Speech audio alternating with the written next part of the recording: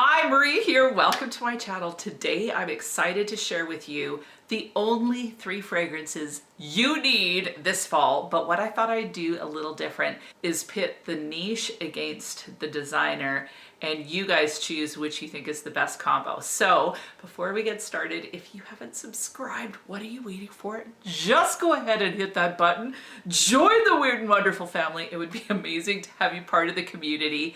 And for those of you that already are, you're awesome. You know it. I know it. And I'm so glad you're a part of things. Anyway, let's get started. Okay, so what I've done is I've split it into niche and designer, a gourmand, a daytime fragrance, and a nighttime fragrance for each category. So thinking about the average person in one season, you want something that's a little bit cozy or a little bit edible, kind of comforting.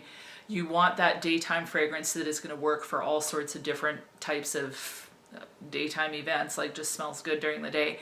And then you want something that's a little bit more elevated, maybe a bit sexy, a little bit more kind of evening appropriate. So I have one for each of those categories in both the niche and the designer. So let's start with the gourmand category. For the designer, I chose Labelle, and for the niche, I chose Lyra.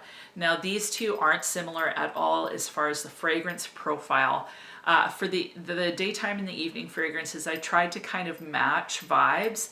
They don't smell anything alike, but they still have that elevated, sexy gourmand quality in mind. So although they're vastly different, there's a little bit something to them that makes them a little bit more than just a food fragrance. They're kind of sophisticated, I guess would be the way I would put it. So I'm going to start with Lyra. Now this one, it has bergamot, orange, and lavender in the opening.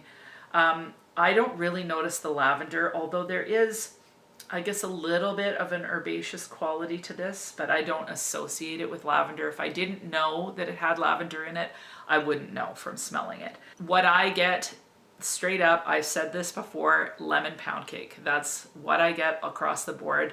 Not quite sure why, but it smells like a smoky lemon pound cake to me. It smells freaking awesome, but it's not just cakey.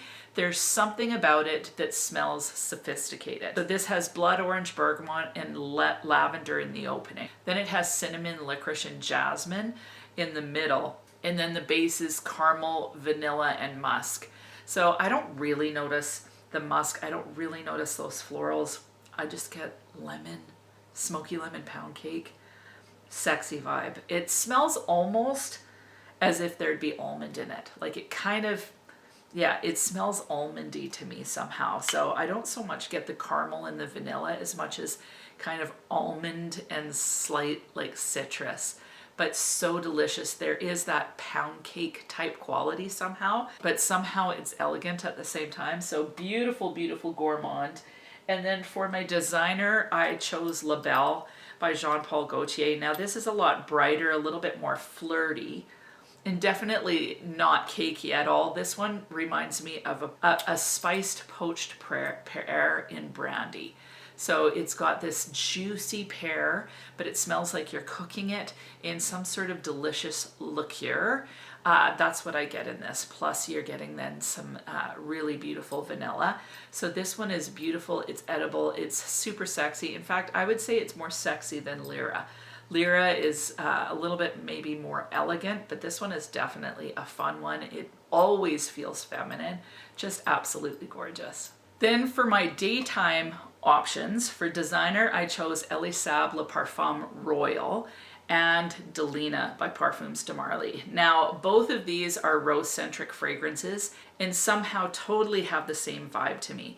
So Delina comes across as kind of a tart, sweet rose, very feminine, very like sexy. This one comes across again as a tart, sweet rose. I would say that, yeah, for some reason the vibe is really, really similar. I would say this one feels a little more powerful. This one feels a little bit more feminine. Like, not that femininity isn't powerful. When I smell this one, I imagine a woman and she's got some huge cloak on and she kind of goes like this, and the wind catches her hair and her hair's flying and her cloak just kind of goes flying out and she's walking and stormy and like all whatever. Like that's what the vibe that this gives me. This gives me a lot of vibes. Like I come up with some sort of different description every time, but that's kind of what it gives me.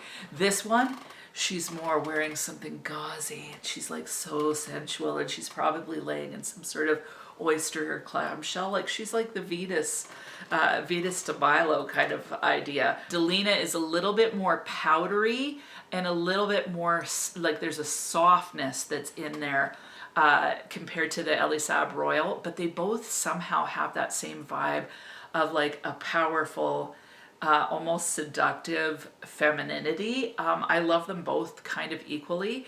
I was trying to decide if I wanted to use Delina Exclusive in this category, but honestly, I just feel like the vibe of Delina in this one are so much more similar.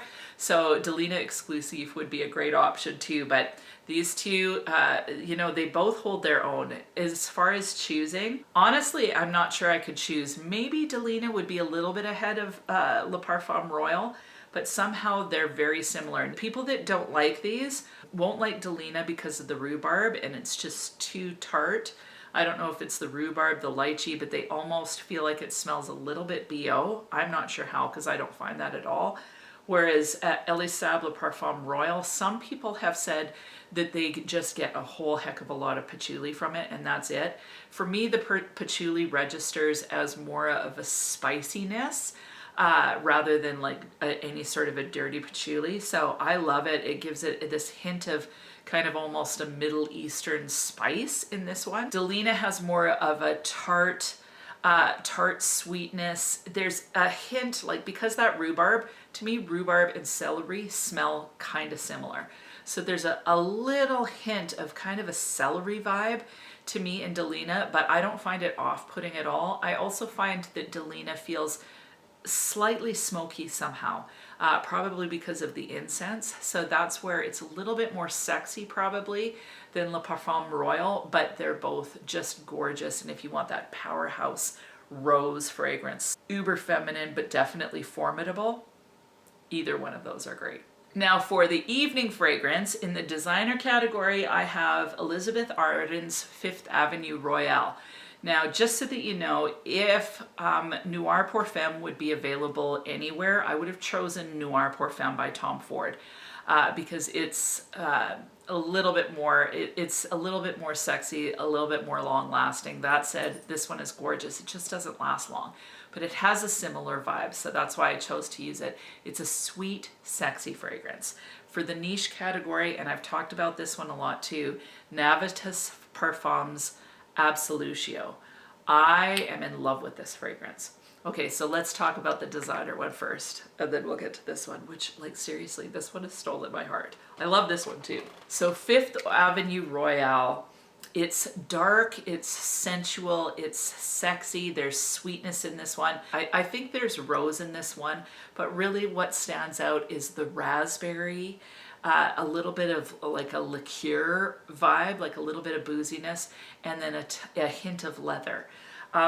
This one would be like a super affordable kind of version of something like a Noir Pour Femme. Fifth Avenue Royale has liquor, raspberry, orange blossom, and bergamot in the opening. I don't notice that bergamot or the orange blossom. I get the liquor and the raspberry, and boy am I happy about it. The middle notes are cypriol oil, patchouli, cedar, and olibanum. The base is suede, amber. The base is suede, amberwood, musk, and labdanum. All these names, cypriol, olibanum, labdanum, like it's tongue twister city here. But anyway, this, again, you're getting kind of a boozy raspberry liqueur is kind of the feel with this hint of suede leather. So a soft leather, it's not harsh in the slightest. Smells a little bit kind of creamy somehow, super sexy. It smells syrupy yet slightly balsamic. So it would remind me if you've ever smelled a raspberry balsamic vinegar where it's super sweet and thick. Think that, but think liquored up with a little bit of leather. It's so, so good.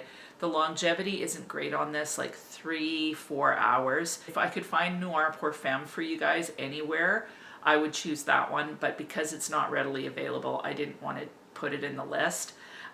Plus, this one is honestly a way more affordable option. Now, Absolutio by Navitus Parfums. I have talked about this one a ton lately as well. Basically, when I fall in love with something, I fall hard, and then that's basically all I want to talk about. So I'm sorry if you're sick of this. But as far as a beautiful niche evening fragrance, oh, I think this one is so gorgeous. Honestly, I'd wear this one anytime during the day or evening, but it's super sophisticated and sexy for the evening, and it's got that spicy quality, not unlike Fifth Avenue Royale with that little bit of spicy balsamic aspect. This one is absolutely gorgeous. So this one has saffron, cinnamon, and almond in the opening, and I'm definitely getting that saffron cinnamon vibe. Oh my goodness, this is good. Like this one, I would almost consider this a gourmand as well somehow. This has apple and toffee in the middle notes, and I definitely get that toffee. I don't really notice the apple, but maybe I do. I don't know, but I do notice the toffee. And then it has driftwood, ambergris, musk, caramel, oak moss, and dark chocolate in the base. So this one is just sweet, it's spicy, and actually it's in the comments on Fragrantica, and I would have to agree, this smells like Baccarat Rouge plus some spices. So I definitely get that Baccarat vibe. I like this honestly better than Baccarat Rouge. I just find it just a little bit more exciting somehow because of that little bit of cinnamon in there or something. But it has a similar vibe to Baccarat, but just with a little bit more spice. Really love Baccarat Rouge Extrait. Really love that one. But this one would be right up there as well because it's just so freaking sexy. And if you like that Baccarat vibe and you're not wanting to spend the money on the MFK, this may be a good option because it's, I think it's $195 US. So anyway, I am in love with this fragrance. I want to check out more from this house, honestly. So to recap, for my niche options, daytime would be Perfumes de Marly, Delina. The gourmand would be Xerjoff's Lyra, and the evening perfume would be Navitus Parfums Absolutio.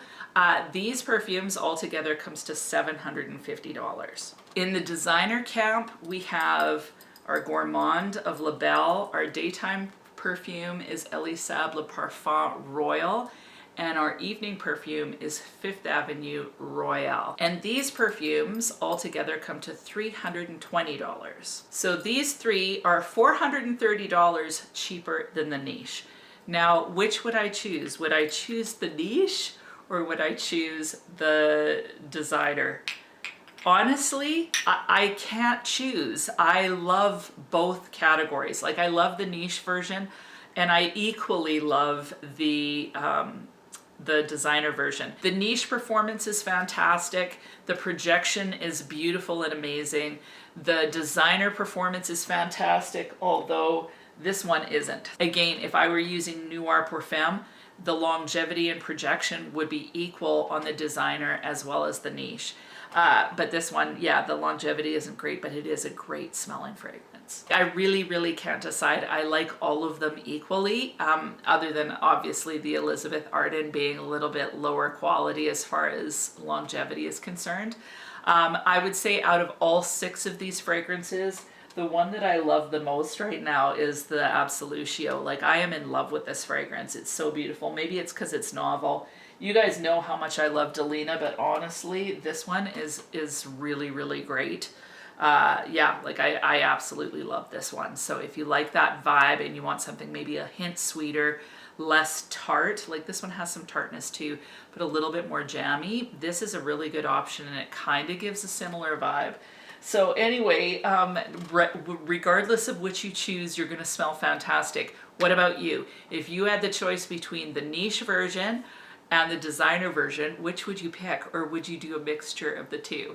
So I want to see in the comments, pick your favorite fragrances out of this list, and also tell me what your top 3 would be in gourmand, daytime, and nighttime. I would love to know. And other than that, I hope you have an amazing week, and we'll talk to you soon.